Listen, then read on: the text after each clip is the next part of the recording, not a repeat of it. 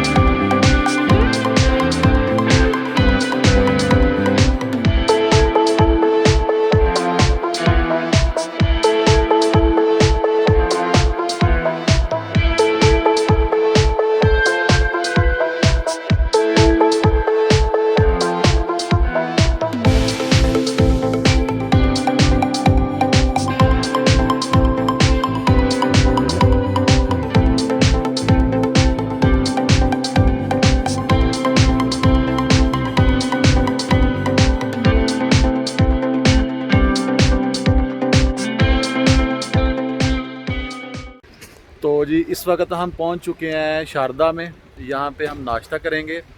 अब ये कितना बेहतरीन इधर मौसम है।